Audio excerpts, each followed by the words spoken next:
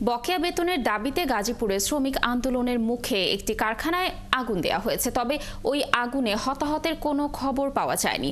আগুনের পর আতঙ্ক ছড়িয়ে পড়লেও জিরানী বাজার সংলগ্ন অন্তত 20টি কারখানায় ছুটি ঘোষণা করা হয়। বর্তমানে সেখানে থমথমে পরিস্থিতি বিরাজ করছে। ইকবাল আহমেদের তথ্য ছবিতে দেখুন প্রতিবেদন। গত কয়েকদিন ধরেই গাজীপুরের সারাবো এলাকার বেক্সিমকো কারখানার শ্রমিকরা বকেয়া বেতনের দাবিতে আন্দোলন করছেন। সোমবার সকালে সেই দাবিতে তারা চন্দ্রা নবীনগর মহাসড়ক অবরোধ করেন। বিক্ষোভের এক পর্যায়ে ডরিন ফ্যাশন কারখানার শ্রমিকরাও তাদের কারখানা বন্ধ থাকায় মহাসড়কে নেমে পড়েন। তারপর শ্রমিকরা অ্যামাজন কারখানায় এসে হট্টগোল করে কাজ বন্ধ রাখতে বলেন। জানলাগুলো ভাঙার পরে বাসারিক কিছু পোলাপানে ওদের সাথে গ্যাঞ্জাম করছে। গ্যাঞ্জাম হওয়ার পরে আবার এখানে ধরা করছে। দরজার ডাঙারি একবার তিনবার আসছে, তিনবার আসিয়া থামাইতে পারিনি, তখন দরজার ডাঙে ভাঙিয়ে উপর দিয়ে দর দিয়ে চালা দিয়ে ভেতরের দিকে আগুন লাগাই দিচ্ছে। এ সময় অ্যামাজন কারখানার মালিক ও কর্মচারীরা বাধা দিলে দুই পক্ষই সংঘর্ষে জড়ায়। ক্ষুব্ধ হয়ে শ্রমিকরা ওই কারখানায় ভাঙচুর চালিয়ে আগুন ধরিয়ে দেয়। ফ্যাক্টরি এই সাইডে ভেতরে দিবে মাঝখানতে দেওয়ার পরে আগুন এদিক দিয়ে ঢুকে গেছে ভিতরে। আমরা মাল বানিয়ে বাইকের ধুমার জ্বালা বিষ পাওয়া চলে গেছে। অন্য অফিসের পোলাপানেরা গ্যাঞ্জাম অফিস চালাইতে দেবো না, বন্ধ করতে কয়, বন্ধ করে নাই দেখে করে আগুন লেগে দিচ্ছে। এদিকে আগুন নেভাতে এসে বিক্ষোভকারীদের বাধার মুখে পড়েন ফায়ার সার্ভিস সদস্যরা। এতে ঘটনাস্থলে আসতে 2 ঘন্টা সময় লাগে তাদের। আর এ সময় কারখানার আগুন আশপাশের শ্রমিক কলোনিতে ছড়িয়ে পড়ে, পুড়ে যায় 7টি ঘর। ইপিজেড ফায়ার স্টেশন এবং আমাদের কালিয়াকৈর ফায়ার স্টেশন, 2 স্টেশন থেকে 5টা ইউনিট ঘটনাস্থলে রওনা করছি, কিন্তু পথে কিছু বাধা ছিল, উচ্ছৃঙ্খল জনতার, যার জন্য আমাদের আসতে একটু বিলম্ব হয়েছে। বর্তমানে থমথমে হয়ে আছে ওই কারখানার আশপাশের এলাকা। আর ঘটনার পর সেখানকার 20টি কারখানা ছুটি ঘোষণা করা হয়েছে। সার্বিক নিরাপত্তায় কাজ করছে পুলিশ ও সেনাবাহিনী। আব্দুল্লাল মামুন, 71। দর্শক, গাজীপুরের আজকের পরিস্থিতি জানাতে যুক্ত হচ্ছেন সহকর্মী ইকবাল আহমেদ সরকার। ইকবাল, গাজীপুরের আজকের পরিস্থিতি কেমন দেখছেন? শ্রমিকরা কি আজও বিক্ষোভে নেমেছে কিনা, কি তথ্য রয়েছে জানাবেন?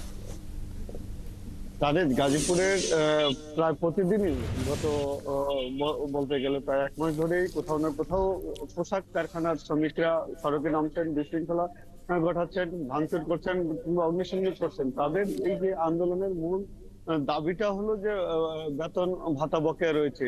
যেই জায়গাটিতে গতকাল আন্দোলন হয়েছে সেটা হলো বেক্সিমকো কারখানার শ্রমিকরা করেছে। বেক্সিমকো পার্কের কয়েক হাজার শ্রমিক, তারা গত মাসের বেতন পাননি। তাদের মালিক, আপনি জানেন যে সালমান এফ রহমান, তিনি কারাগারে রয়েছেন এবং তাদের প্রশাসনিকও কিছু জটিলতা আছে, সেই কারণে তারা সময় মতো বেতন পরিশোধ করতে পারেননি।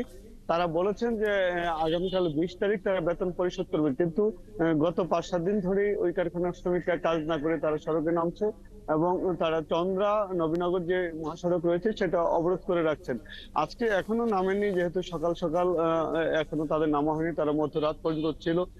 তবে আজকে অন্যান্য এলাকায় এখনো পর্যন্ত কোনো বিশৃঙ্খলার খবর পাওয়া যায়নি।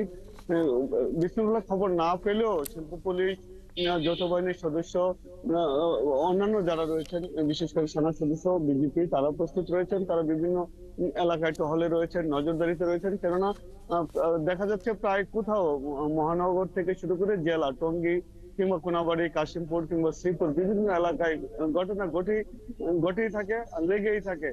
তারা কখন হুটহাট নেমে যায়, সেই জন্য প্রশাসনের পক্ষ থেকে প্রস্তুতি রয়েছে। সরকারের পক্ষ থেকে, জেলা প্রশাসনের পক্ষ থেকে অবশ্য মালিকদেরকে বারবার তাগাদা দিয়েছে এবং বিজেপিরও বলেছে যথাসময় যাতে তাদের বেতন ভাতা পরিশোধ করা হয়।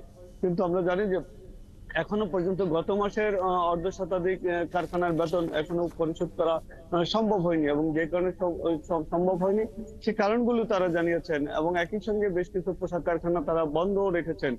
যেমন গতকাল ডরিন ফ্যাশন কারখানা, সেটা অনির্দিষ্টকালের জন্য হঠাৎই বন্ধ করে দেয় মালিক পক্ষের সংকটের কারণে। সেই কারণে শ্রমিকরা খুলে দেওয়ার দাবিতে বেক্সিমকো শ্রমিকদের সাথে মহাসড়কে নেমে আসে।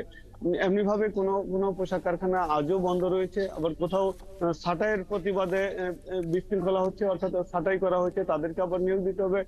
আবার কোথাও পুরুষ শ্রমিকদেরকে নতুন করে নিয়োগ দিতে হবে যারা অতীত সময়ে চাকরিচ্যুত হয়েছেন। এই ধরনের বিশৃঙ্খল ঘটনা কিন্তু লেগেই থাকবে। তবে এখন পর্যন্ত আজকে স্বস্তির বিষয় যে এই পর্যন্ত কোথাও তাদের কোনো রকমের সড়কে নেমে আসেনি। সকালে এখন পর্যন্ত প্রায় সকল সড়কই স্বাভাবিক আছে। পাশাপাশি যারা আইন শৃঙ্খলার সাথে রয়েছেন, বিশেষ করে শিল্প পুলিশ, তারা বিভিন্ন এলাকায় যেগুলিতে একটু ঝুঁকিপূর্ণ মনে করছেন, যেগুলিতে শঙ্কা রয়েছে বিশৃঙ্খলার, সেই এলাকাগুলিতে শিল্প পুলিশ মোতায়েন রয়েছে। ইকবাল, আপনি থাকুন সেখানে, আমরা পরবর্তীতে আবার আপনার সাথে যুক্ত হয়ে দর্শকদের সর্বশেষ তথ্য জানানোর চেষ্টা করব।